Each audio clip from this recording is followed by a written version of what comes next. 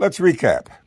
At the beginning of the relationship, the abuser flatters and showers the victim with attention and affection, making them feel special and loved. This is known as love bombing, and it creates a strong emotional bond between the victim and the abuser. The victim is so grateful for the attention and affection that they are receiving that they overlook any red flags or warning signs of abuse. This explains why you take the abuse. It's become familiar, part of the background. However, once the victim is emotionally attached to the narcissistic abuser, the abuser will begin to use psychological manipulation tactics, such as gaslighting, where they lie to the victim with the intent to make them doubt their own perceptions, their own memories, and sanity. This makes the victim more dependent on the abuser and less likely to leave the relationship.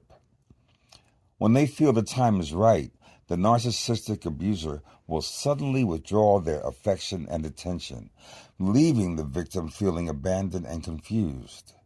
This is known as the discard phase, and it's a very traumatic experience for the victim. But it isn't over. The narcissistic abuser will often return to the relationship, offering the victim affection and attention once again. This is known as hoovering, and it can be a familiar and comforting feeling for the victim, especially after they've been traumatized by the discard phase. Now, this is where a trauma bonding can show up. You survived the demeaning and belittling discard. Now, being discarded has become just another event in your relationship. The cycle of grooming, love bombing, gaslighting, discard, and hoovering creates a traumatic bond between the victim and the narcissistic abuser. This bond is known as the trauma bond, and it can make it difficult for the victim to leave the relationship, even if they are aware of the abuse. Trauma bonding occurs when the victim experiences repeated cycles of abuse and manipulation, and that can create feelings of fear, attachment, and confusion. The victim becomes emotionally dependent on the abuser and may feel that the abuser is the only person who can help them or provide comfort. Now, no normal person would expect their partner to cheat on them as a form of control.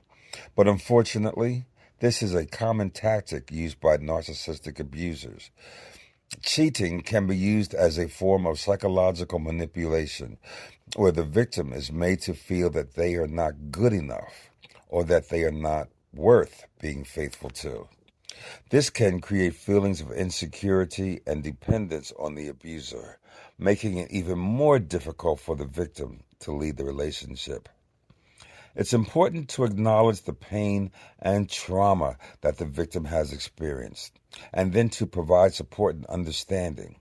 It can be a long and difficult road to recovery from narcissistic abuse, but with the right support and resources, it's possible to heal and move forward.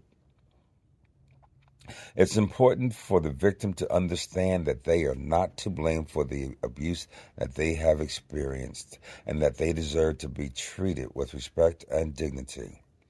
It's also important to seek help from a therapist or support group.